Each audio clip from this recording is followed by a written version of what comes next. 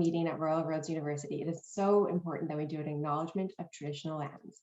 Royal Roads University acknowledges that the campus is located on the traditional lands of the Kosapsum, the Esquimalt, and Lekwungen, Songhees, ancestors and families.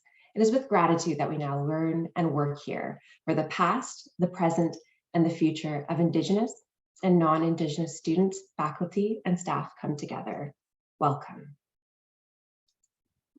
So to make sure everybody's in the room, the right room today, we are talking about the Masters of Arts in Intercultural and International Communication. With me, I have Dr. Zhenyi Li, who is the SEC School Director and the Program Head of the MAIIC on campus. And MAIIC, I should say, is the program Masters of Arts, Intercultural and International Communication. But since that's such a mouthful, we like to shorten it to its acronym. We also have Dr. Juana, who is the MAIIC on campus program head. We're joined by two current students. We have Akriti Tyagi, who we're just keeping an eye out for, so not sure she's in the room today yet. And we're also joined by Cecilia Velasco, who is also a current student. So welcome. My name is Emara, Angus, and I'm an education specialist. And with me, we also have our really knowledgeable enrollment team that you'll be meeting through the chat. I'm sure they'll introduce themselves there. And I also have my colleague Ariana here, who is our tech support. So if you have any questions about tech, just give her a direct message. Awesome. So let's keep going. Agenda, get to know one another. That's what we're doing right now. And I actually have a really quick poll for everybody in the room. So if you want to have a look at your screen, I'm going to launch the poll right now. And you should see it there. So the poll is asking you who's in the room today. So we want to know, are you an alumni from another Royal Roads program? Are you a current student? Are you a friend of Royal Roads where you're just kind of hanging out wanting to know what we're doing here? Are you a Royal Roads University faculty or staff? Awesome, I see people casting their votes right now. And we also want to know which program delivery option you're interested in. And it's okay if you don't know, and that's one of the reasons you should be at this webinar, because we're going to talk about both program deliveries. But if you know right now, we're asking if you're interested in the blended program delivery, which is starting this March 2023, or the on-campus program delivery, which starts next fall, September 2023. And if you're not sure, hopefully by the end of this session, you're going to feel a little bit more confident with which delivery you're interested in. Awesome. So I'm going to give it 3 more seconds, and then I'm going to end the poll. Okay, I'm going to share the results because it's always kind of cool for you to see who's in the room today. So we have, awesome, a lot of friends of Royal Roads University. That's wonderful. I love that. And we have, that's 100% of the people in the room. And we also have 60% of the people interested in the blended program delivery, about 20% interested in the on-campus, and 20% not sure yet. Well, thank you so much. I really appreciate everybody casting their vote. We're also going to go over a brief overview of the Royal Roads University experience. We're going to then dive into the program specific information. We're going to have a fun student question and answer interview in the middle of our webinar. We're going to briefly talk about the application process. And if you have any questions at any time, just pop them in the chat. We'll be monitoring the chat, and we'll also have a question and answer period at the end. How does that sound? Give me a thumbs up using the reaction feature if you're feeling good about this agenda. All right, thank you. Oh, there's some party emojis. Wow, thank you. Never got one of those in a webinar yet. So here is where we're located in Victoria, British Columbia, Canada. We are on Vancouver Island. And it's a beautiful, beautiful island. Our closest nearest cities are Vancouver, which is just a ferry ride away, or Seattle, which is also a ferry ride away over into the United States. Our top 3 industries in Victoria are advanced technology, tourism and hospitality, and education. And we are one of the mildest climates in Canada. So I want to mention that for people who are coming from all over the world. Sometimes Canada is seen to be a very snowy, cold place. Well, that does not apply to Victoria. We sit at about 6 degrees Celsius in the winter, 25 degrees Celsius in the summer. If there's snow, we're all kind of confused here and don't know what to do with it. So it's a really beautiful, mild climate. And here are some images of our space. So on the top left-hand side, you'll see a castle. That is Hatley Castle. We have a real castle on campus. And you may even recognize this from movies such as Deadpool or X-Men. And on the top right, you'll see an image from our Japanese garden on campus. We have a beautiful garden on campus. We have beautiful hiking trails, places that you can walk to, you can just completely explore the campus. It's really, really beautiful place. And then the bottom left, you'll see an image of Esquimalt Lagoon. So that's this beautiful lagoon that we overlook with from the campus. And actually, if you're standing at the castle and you're looking down, you can see this beautiful lagoon. And then the bottom right's an image just to say that we have been teaching on learning online for over 25 years here at Royal Roads University. And a lot of you are in the room today wondering why Royal Roads University, why this program, and we're going to talk all about that, but a bit more about Royal Roads University. So here we see life as a qualification. And what we mean by that is we understand that every single person in the room today is joining us with a different background, different career experience, different education, and that's what makes everyone so special. But we also actually acknowledge that through our admissions. So we have both standard and flexible admission, which we'll talk more about later in the webinar. But that really means that we look at you as a whole and we look at your experience when we make the decisions of whether it's the right fit for the program. So we really see life as a qualification. And profs, you know your name. From day one, every prof is trying to get to know you. You are more than a student number. We want to know you and we get to know you very fast. And learning based on life. So there's not that division between theory and practice. It's integrated. So things that you're learning in the classroom, you can apply in the real world. Well, the classroom is the real world, but you can apply the very next day, say at the organization that you're working for. So really that there's not that division between theory and practice. And connections for life. So you'll be going through the program as a cohort, and we'll talk more about that. That means the group of people that you're in the program with, but you will be making friends and a network and essentially meeting potential future colleagues that you will stay in touch with for the rest of your life. And we were really built differently from day one, and we're going to talk more about what that looks like.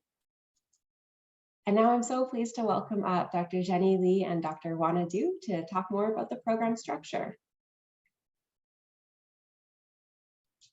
Thank you, Emara, and welcome everyone. My name is Zhenyi Li, and my colleague Juana is joining me.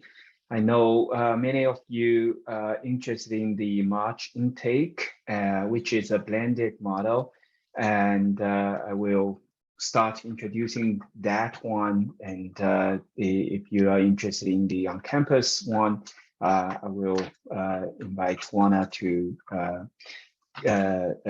give you more introduction. And also today we have two current students from both blended and on-campus program that they can share their experience with you. When we designed our intercultural program, we pay a lot of attention on the flexibility, and also we group courses as modules so that we consider our students are from everywhere, every different profession, every stage of their life, that they would prefer such kind of an intelligent challenge, as well as for their applied research and career advancement. And that's why what you will enter is 4-module with 2 anchor courses program. So we basically, in your first part of or first year, basically experience, you will take 3-module courses. Each module will have 2 courses together, and then we blend them, because each course, let's call them A and B, will be kind of, the A will be more theoretical and B will be more applied. And so in each module, in every 11 weeks, you will take a theory-oriented course as well as an applied practitioner's course. And then across year 1, you will have a graduate seminar. That's the number 638.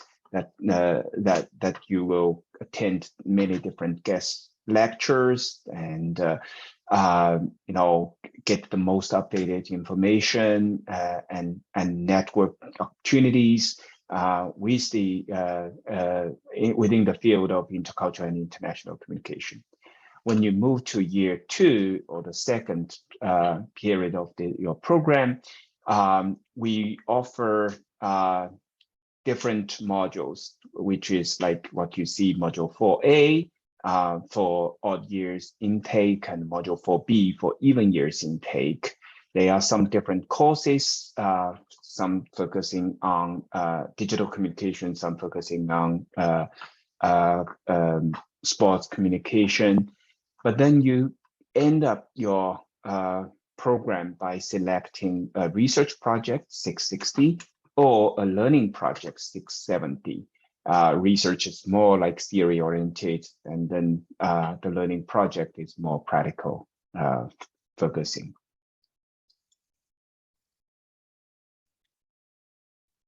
So these are the course names, and I will encourage you to read more of the course descriptions in our school website. And also, I know Tanya's with us today, and she introduced herself. She's our program associate, and if you have any questions related to this program, especially also, like to take a look of these courses, just send an email to her. And for the sake of time, and I really like to to see what kind of questions you're asking, and then we probably will get back to these pages. And also, we like to invite our current students to respond to your questions as well. Then we move to year 2. There are more 600 level courses in year 2. And when I say year 2, this applies more to the 2-year program, the blended model, and which will start next March. And this is like a kind of bird view on what you are going to take in the next 2 years. And you can see we will start next March, and we aim to complete like in 2 years. And for each of you, when you take the module 1 and also the organizational communication, culture and development course, this equals to a graduate certificate. And some of you may like to take the first 3 courses, obtain the graduate certificate before you move on. That's also fine. Those 9 credits are completely transferable to our master's degree program. Some of you may find, oh, okay, I started those programs in the blended model. I like to transfer to the on-campus model. That's also possible, because all these modules, like Lego pieces, they can be assembled in different ways, and there will be a way for you to like suitable for your work and life schedules to complete. And so we usually say we are like a highway with many exits and entrance, so that you have sufficient flexibility to take our courses and also obtain our graduate certificate or the master's degree. So this is what I meant, like the graduate certificate is called Strategic Global Communication, which lasts for 3 months, and then which is basically the first 3 courses. And if you join us in the blended model, then you will participate together with the next March intake of our MAIIC blended cohort, and you will take the first 3 courses together with them. And in the middle of it, if you like to transfer and apply for the full degree program, it's also possible.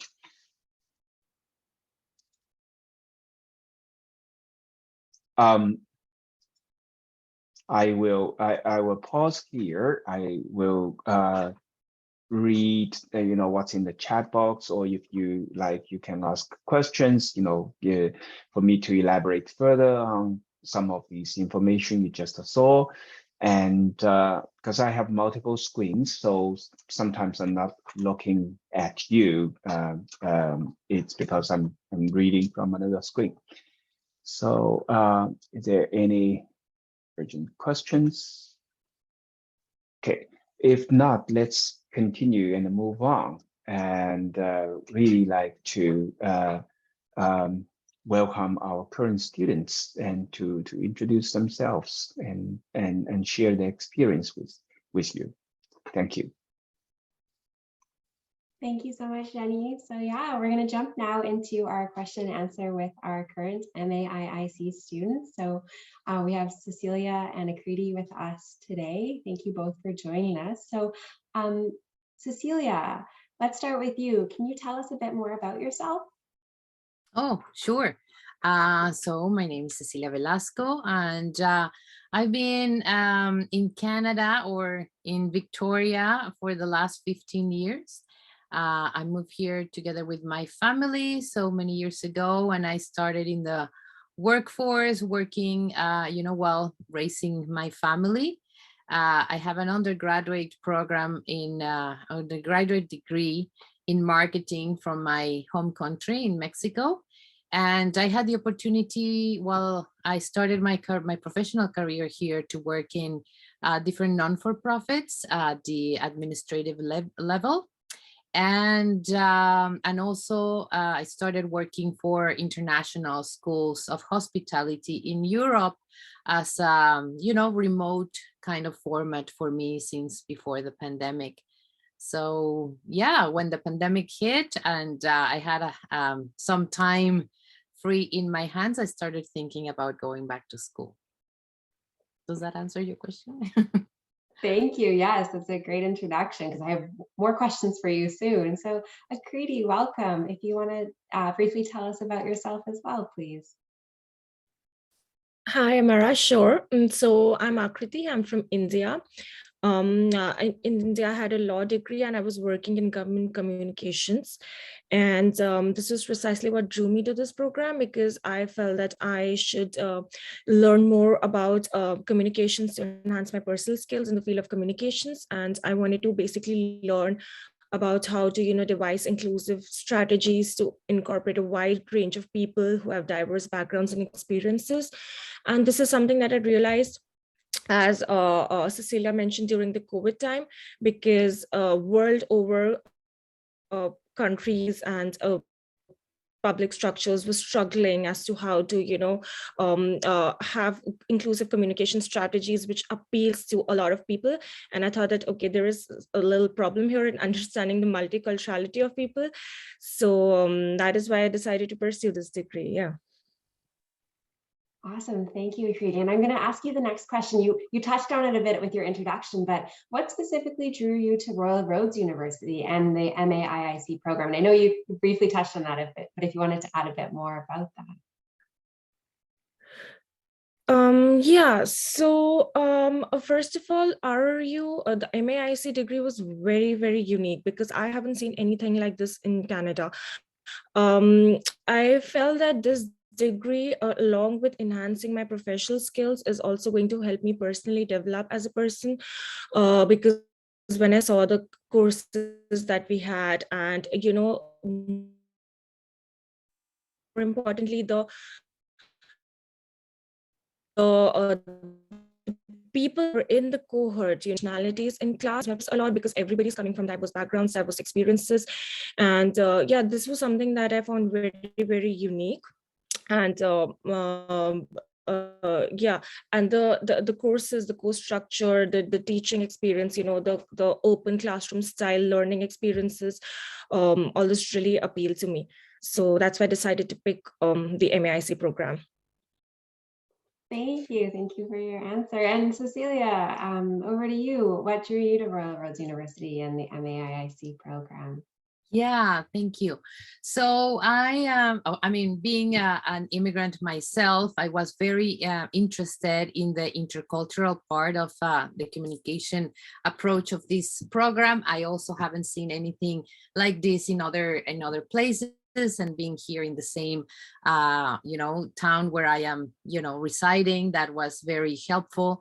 I also have family members and friends that are part of Royal Road, so that helped me to kind of clarify what was exactly the program and if I was the right fit for the program. Also, my professional activity, having to deal with students from all around the world residing in Canada that want to go abroad to hospitality schools, gave me this. I think that the courses that I am learning at the program are gonna help me to understand and to approach them better in a more comfortable and a more culturally sensitive way. And just being blended in my case, it makes a very good combination between my professional activity and wanting to enhance my studies. Thank you, Cecilia. And I'm going to ask you, Cecilia, so now that you kind of were at that point where you decided to go back to school and you're ready, like what questions or concerns did you have about returning to school? Did you have any? Oh, of course.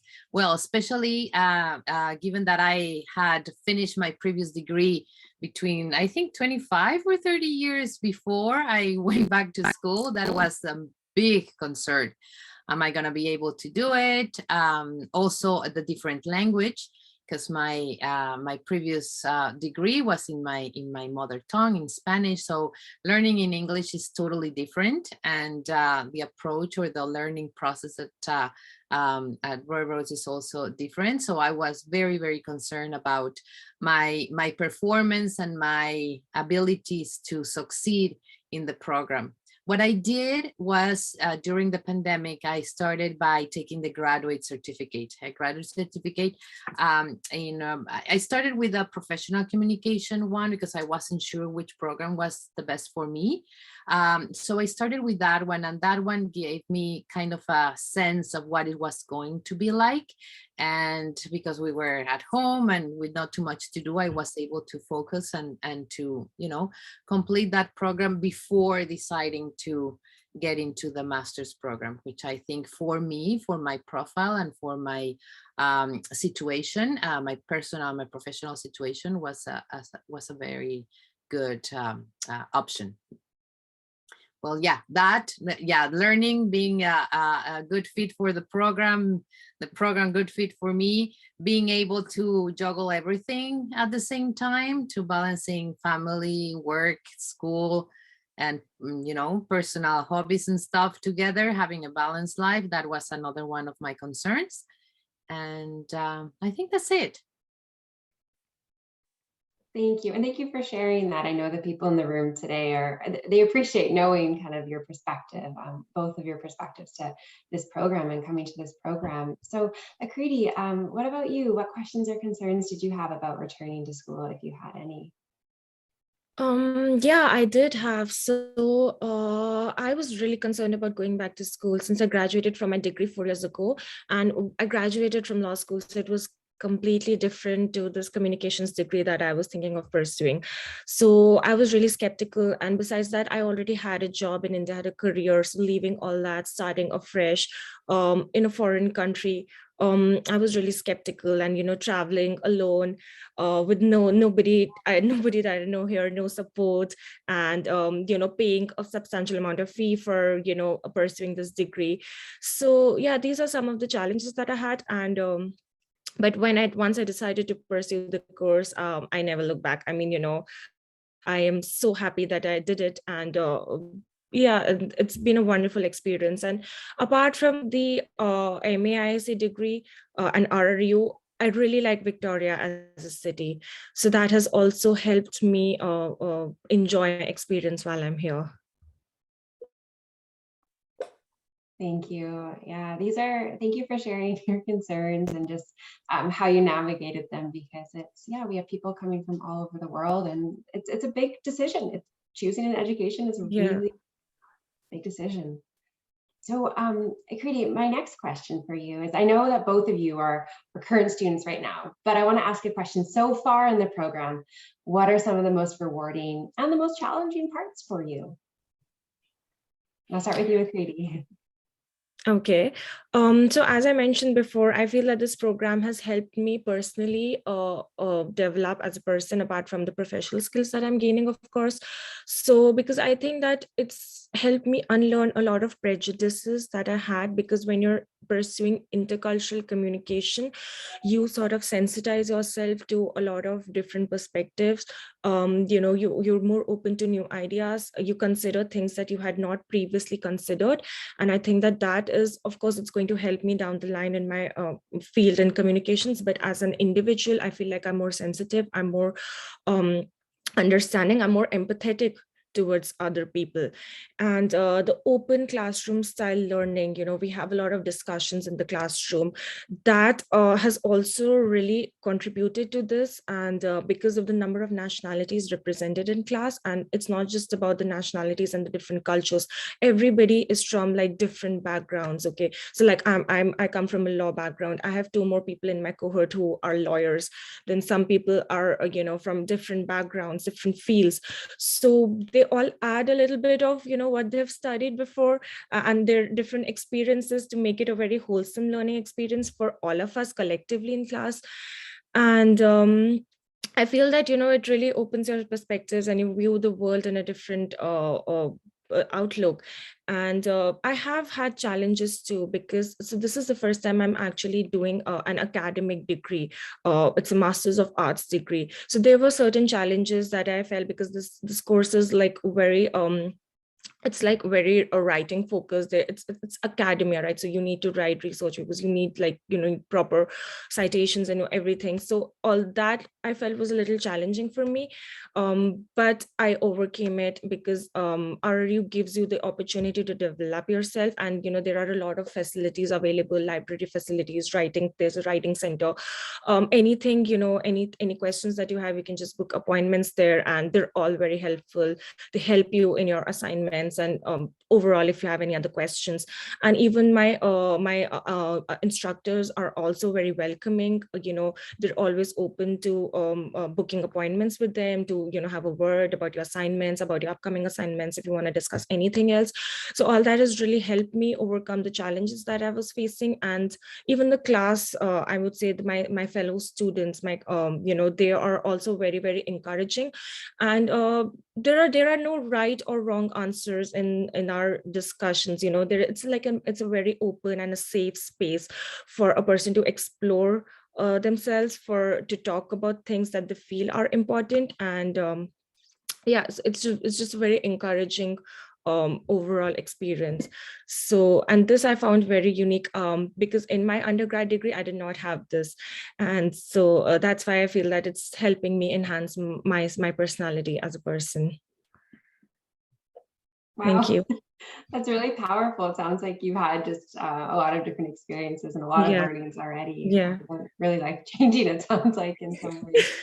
That's wonderful. And Cecilia, what about you? I know you're also kind of a current student in the middle of the program. So far, what are you finding the most rewarding and some of the most challenging parts of the program to date? Yes, of course. So I'm gonna agree with some of the things that Akriti has told us already. The rewarding part is the connections, the people that we meet from our same cohort, the different backgrounds, the learning that we get from, team members and our faculty. Those are very, very rewarding, different from the on-campus version. My cohort, I am the only one international, if I can call myself international at this point. They are all Canadians. We are all women. So that is something that I wasn't expecting.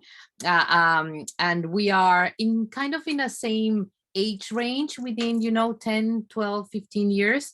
So even though we come from very different provinces and cities, and there's other Canadians that are overseas, it is a very good combination of backgrounds, personality, skills and that is a part that is very, very rewarding in the program.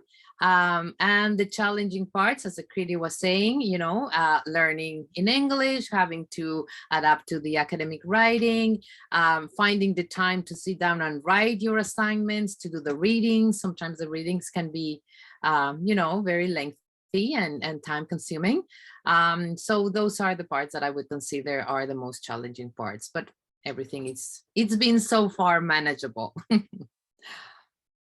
That's really interesting because Cecilia, you're in the MAIIC, the blended version. And Akriti, you're in the on campus. So it does sound like there is like a bit of differences in who's in your cohort and what that looks like. Mm-hmm. Yeah, thank you. So Cecilia, you mentioned it in your introduction, I believe, or maybe it was what drew you to the program, but I want to know more about how you balance work, home, and school, because it sounds like that's really important to you, and balancing your hobbies and everything that's going on. So how do you do it? Well, it's a juggling act. I'm not gonna lie. You have to be very organized. You have to learn how to, focus time in everything that you need to do. You have to spend long hours either, working, if you're working, catching up at night, or doing your work during the morning and then having to stay a little bit later at night to be able to complete the readings or write an assignment or have a meeting with a professor. It requires a lot of planning, some sacrifice, I'm not gonna lie. You have to decide whether or not you're gonna do this for fun or sit down and read so that they don't pile up your readings. But it's all doable. It just requires a little bit of organizing, coordinating, and planning. And if you want to, you have to be decided to pursue this journey. It is not easy, but it's very rewarding. It's tiring. It's it's sometimes frustrating, especially for people that are not used to the academic writing or the the requirements that are needed, or if you haven't studied in Canada or in North America, can be a little bit challenging. But yeah, you need some dedication, some organization, and planning, and dedication, a lot of dedication, I think. Yes, it is a balancing act, but it sounds like it's very worthwhile. Mm-hmm. So for you, Akriti, like how do you balance like your life? How do you balance work and home and school and all the things that you enjoy doing? Yeah, I think I agree with a lot of what Cecilia said, because it really need to be strategic when you're planning your week, I plan my weeks. So, and especially for me, since I was new to this country, apart from my work, home and school, I wanted to also explore Victoria and, make new connections with new people and, maybe, go out in different places, explore the island. So this was also what I wanted to personally do. And it's a challenge sometimes, because you have a lot of readings and a lot of assignments for school, and then you have your work schedule and you have to take care of your home as well. But then I found that, if you just have like a proper schedule, or you don't waste any time around, just lazing around. You don't have to do that. So if you just have a schedule and you follow it, then I think you can make time for everything, and you need to prioritize things which are important. So there are certain days wherein I cannot socialize, and that's fine. And so you just have to prioritize. And I personally, I like being busy. I like having things to do. So that's just me personally. So I'm enjoying it. I'm enjoying my very, very tight schedule. Priorities are always very important. I've been learning that as well when it comes to balancing things. So thank you for sharing that. And Akriti, my last question for you is, do you have any advice for someone considering this program? We have lots of people in the room who are here wondering, is it the right program? So do you have any final words of advice for them? Yes, I do. So as I'm sure the people who are in the room have done the research, or if you haven't, but let me tell you this, you cannot find a program like this, at least in this country, because I did my research, and international and intercultural communication is not which is offered in a lot of universities here. So this is a very, very unique degree. And if this is something that you're truly interested in, because it's not just going to focus on corporate communications. There are a few courses that we have which center around corporate communications, but it's more about, it's a lot about societal development, I feel, incorporating strategies which help include people from the bottom of the pyramid. That's what it focuses on essentially. So if that's the kind of things that you're interested in, if that's the kind of career that draws you in, I would suggest you go for this degree, because there are challenges, and as I mentioned, like, it's a unique degree, so some people can also be like, oh, it's unique, like, well, it's it's very different, and I might not want to do this. But you need to like take a look at what your interests are. So I personally, I wanted to learn about intercultural communication, about how different different people belonging to different cultures make impact how you speak to them, how you communicate from a very high level. Like, for example, government policies, how they're different for different target audiences. And so this is what I was personally interested in. And if that's the kind of things that draws you, you should definitely consider the course.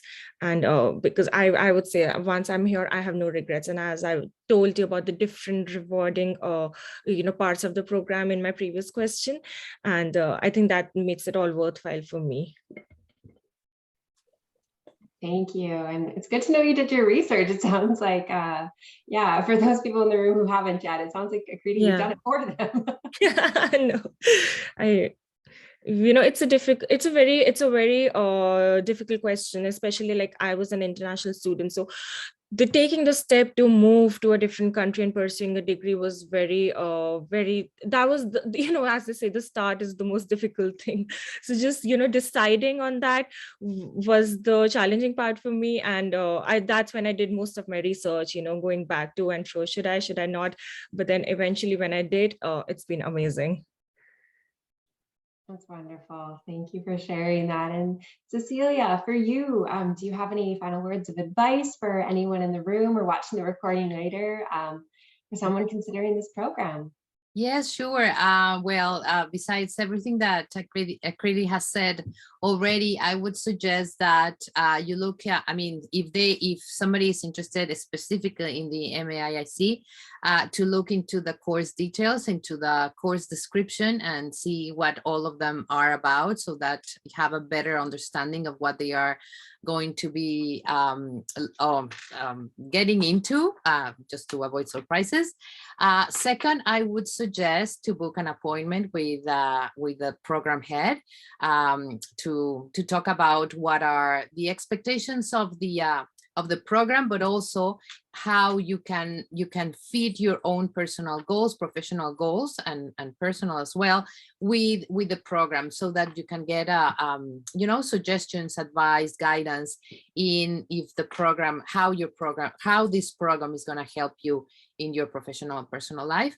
And thirdly, I was thinking of a third thing that I wanted to say about, if you are not sure, but you are kind of very inclined to do the program, but you are not totally sure, do a graduate certificate. Start by a graduate certificate, take it, try the 3 courses that they offer, and then think about it again. But I think that the best way of knowing if this program is for you is taking a little bit of a sample of what it's going to be like. That's all. Thank you, Cecilia, and thank you, Akriti. We truly appreciate you being here today and sharing your insight and your advice and your experiences in the program. I know that people are using the chat, so if you both want to have a look and see if there's any questions there, feel welcome to answer them in the chat. And Zhenyi, and Juana, I want to open it up if you have any other kind of follow-up questions, or if we should jump to the next part of the webinar. Well, I thank Akriti and Cecilia. And also I like to let the prospect students know that any of you like to connect with any of our students, current or graduate students, feel free. Send email to Tanya. She can connect you with current or graduate students living next to you as much as close as possible, because we have graduates, in many countries and also in almost every province. I saw Yellowknife. We have a graduate from Yellowknife, so you can check with them, especially if you are interested in the blended program, which means we will spend 2 weeks together on campus, the other time or online, and how to balance that and how to arrange the residency travel, all these things, and also how to manage studying together, although you are all separately, remotely. We often encourage students to organize a study group together. If you are all from Edmonton, you study together, you meet regularly over there. There are many tips from current and graduate students that they're all willing to share. And also, I saw some questions already online. I will respond to some, and Juana, please also help me here. I saw one question from iPhone asking about if industries recognizing the skill set. I think yes, and if there's employers funding this, I saw many examples in our past cohorts, and so it is. And usually employers would like to also require GPA above like B+ all through the study. And there's another question by Amy. Is the blended program manageable for students that works full-time? Yes, and this has been a very common case. And yes, please, Cecilia. Yes, I can speak very quickly about that one. In my case, I have always, and my work is online, so remotely from home. And that is very easy to manage the program with my own schedule. However, many people in my cohort have an 8-to-5 job where they have to go to the office, especially for provincial or federal, communication people in the different ministries and whatnot. And they are also able to manage their courses, their classes. Classes usually are later in the early evening. Early evening, so it's easy to attend them. You can also, if you are not able to attend them in person, you can watch them later recorded. And the other thing that I wanted to say, this one about the breaks, the way that it worked for me, because I did the certificate before starting the MA program. Now, I mean, for the second half of my courses, they don't overlap anymore. They are one after the other, because I already did 3. So I did my kind of my heavy load at the beginning where they overlapped and I had 3 or 2 or whatever courses. But starting now, I'm gonna have just one at a time with a little break in between of a month or a month and a half. So that is much better. I feel like now I'm going to start to breathe more easily in terms of, now having my courses more escalated. That's right, Cecilia. For either 24-month or 18 months program, you don't really have a lot of breaks. And for some of you really need to take breaks, then our program office, like Tanya and program heads, we can work on an individual completion plan so that you switch from this cohort to another cohort, that you can kind of manually create the breaks you need, for work or for life. And but then once the wheels start to spin, it is quite intensive, I have to acknowledge, and especially for those who have a full-time job, it means you will sacrifice many evenings, many weekends, and even vacation time with your family members. So many of our graduates thank their family for the past 2 years as if like they were absent from them. And so on that, you do need to have a conversation and a preparation with your family members as well as the employers. So on-campus code, is that for the on-campus, Juana? The question is it full-time every day in class? Yeah, actually there are only 3 courses scheduled in each term, and usually we have like 3-hour section for a course every week. So I would say it's pretty much manageable to study on campus, while some international students may consider to work part-time or even to volunteer with organizations to gain some skills and to develop the competence.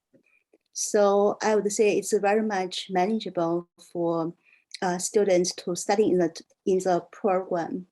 But meanwhile, we also have to, as I always encourage students to also think about what they are doing in the program will help their career and professional development. So they also want to have to be very careful about how to spend those energy and the time in order to make a balance between work, studying, and other stuff. So as many of our students already shared the experience in the seminar. Okay, I will continue responding to Rachel's question about the online portions asynchronous or are they real-time classes? I would say almost 100% of the portions are asynchronous because our students and as well as sometimes the instructors are working from different time zones, and so it's very rare, we require real-time attendance, except for the study groups. They like to meet, or if there's a Zoom lecture that then everyone will attend. But usually, as Cecilia said, we also record those, and if you miss those, you can watch the record. And then yes, Tanya said, the blended residency is 2 weeks, and you definitely need to take holidays from your work. And it's very intensive, and it usually takes place in April. For the graduate certificate, we start both in March and September. So there's no real difference, except the March graduate certificate, you have a 2-week residency. The other weeks in those 3 months, it's online. Then for the September one, then you have the on-campus courses, and so that's the difference. We have 2 intakes each year. And let me see. Are there hands-on practical experiences? Yes, I would say, especially, for example, on one hand, we have instructors with real-world experiences. They're practitioners in this field, and they will bring real-world, we call them like communication challenges or cases, back to the classroom for the students to work on. And also we have the learning project course. If you choose that track to complete your study, then you are actually guided by one instructor, but then you and your classmates are sort of like signing a learning contract with a real-world organization, non-governmental or governmental, for-profit or not-for-profit, business or educational, really depends. But then you are working on a real project with those organizations, and you have to produce deliverables. We call that like a communication strategy or communication plan or other deliverables as the end product. And so I think we emphasize a lot, because School of Communication Culture is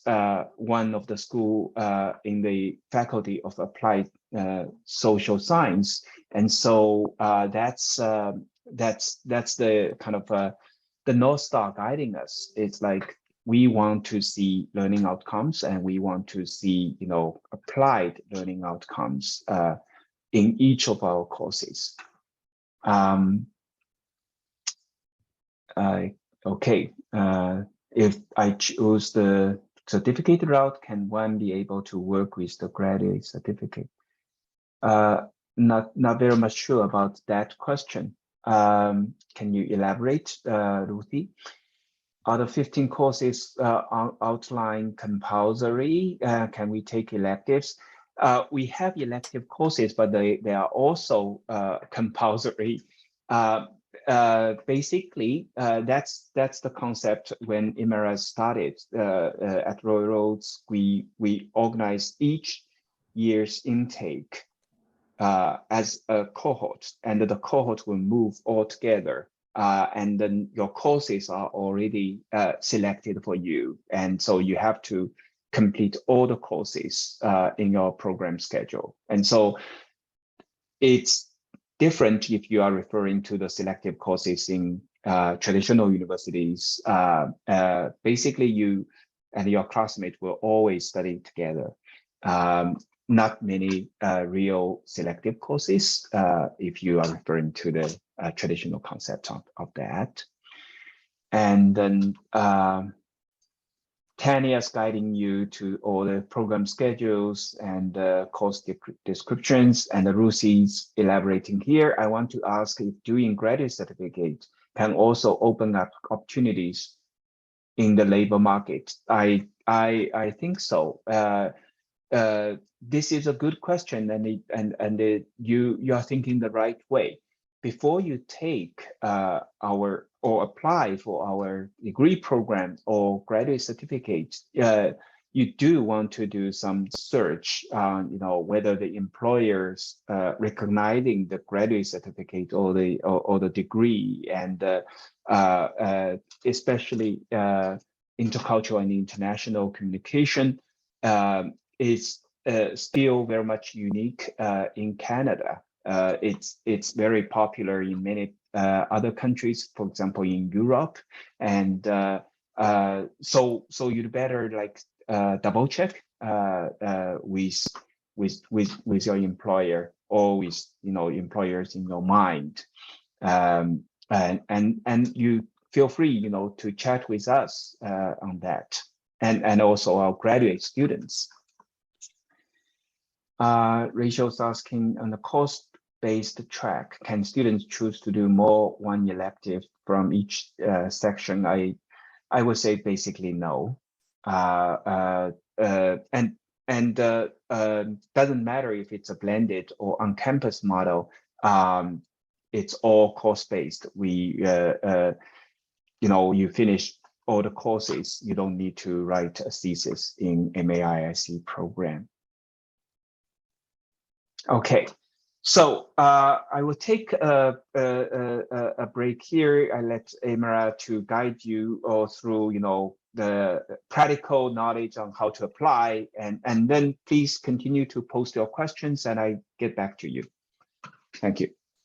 Thank you. Thank you all for the questions too. There are some really great questions in there that really helped clear it up, I think, for a lot of people in the room. So I'm going to really briefly go through how to apply, but I always find when we have students joining us, that's my favorite part of the webinar. So I really like when we focus in on hearing from them firsthand. So I wanted to start by saying that all of the instructions on how to apply, the whole process and the requirements are all on our website. So that should be the #1 resource. So if you ever have any questions, check the website, as well as our really knowledgeable enrollment team. So Lisa, who you've met on the chat, and Tanya, if you have questions, they can help you navigate the process. So as I mentioned, we have both standard and flexible admissions because we understand that this is a master's program, but not everybody has done an undergraduate degree, and that's okay because we look at your whole experience, we look at everything. So Never ever self-select yourself out if you don't feel like you meet the requirements. Always reach out to us if this is a program you're interested in, because there might be some experience that you didn't realize really will count towards admission to the program. So never self-select yourself out. Always connect with us if you're not sure if this applies to you. So the standard admission is on our website. Usually it's a completion of a 4-year undergraduate degree from a recognized post-secondary institution and evidence of having sufficient knowledge, skills, and ability to complete a demanding academic course of study at a master's level, and work or voluntary experience is an asset.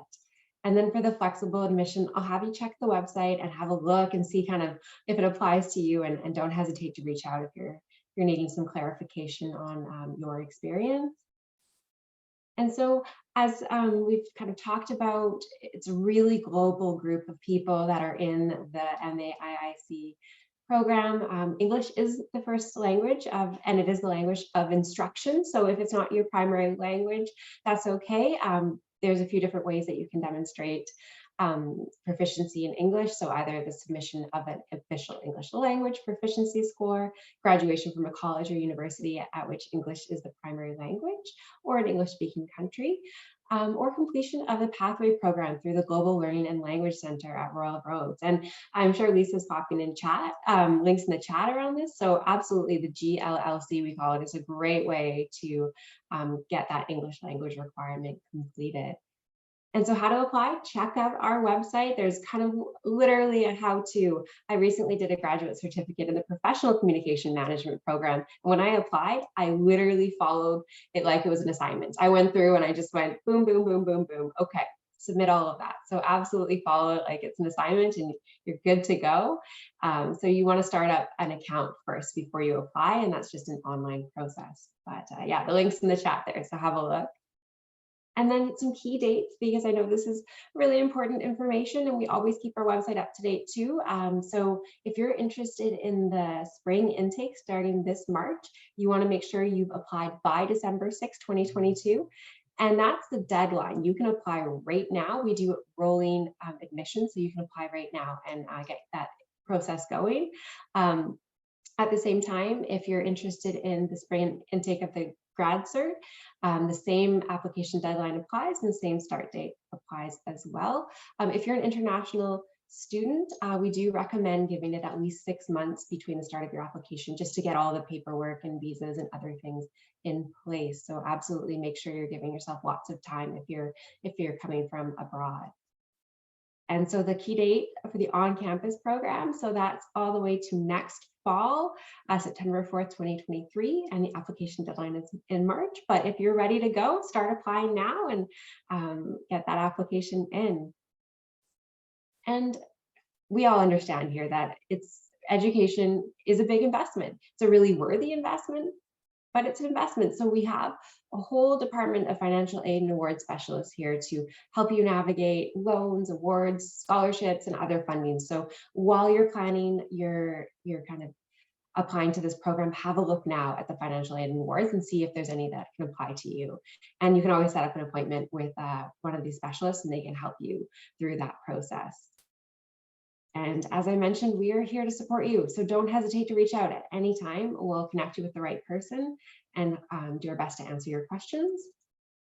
And here is our information. So that is a QR code to our WhatsApp channel. So you can absolutely ask questions there in real time. And we also have our knowledgeable enrollment advisors, and you can reach out to them by email or by phone. And now I know we answered a lot of questions a few minutes ago, but more questions. I'm going to open it up to Zhenyi and Juana again. If there's any questions that you have seen come in while I was speaking, if we can address those now, and any other questions, pop them in the chat.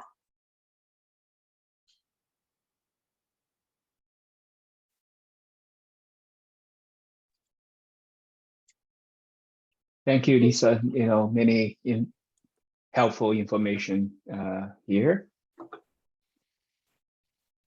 And what's your maximum numbers of student intake in spring? I think 50 will be your maximum because the teaching space for our residency.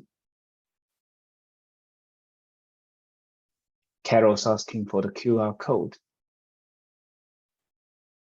Okay. Okay. Awesome. Well, I know we're just at the end, kind of right at 1 o'clock, well, 1 o'clock Pacific Central Time.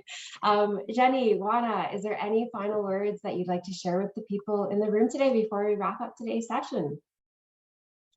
Yeah, so actually we just welcomed the on-campus program, the cohort yesterday, and we are quite proud to see there are more than 16 nationalities joining us this year, and each of them all bring their professional, their culture, their educational background to a multicultural learning community. So it's lovely to see a lot of energy and a lot of passion in the new cohort, and to work together as a multicultural learning community. So I wish there will be more students joining us in next intake or next year. Thank you, Juana. I just like to thank Tanya, Lisa, Emara, and Ariana for any of you. If you have questions, just email them. They will direct you. And Roads is a very student-friendly university, and so and you always can talk to a real person. And so if you have any questions, don't hesitate to ask. Wonderful. Thank you. And I want to thank you all for joining us today, and to our wonderful students for taking the time to share their experiences. Hope everyone has a wonderful rest of their day.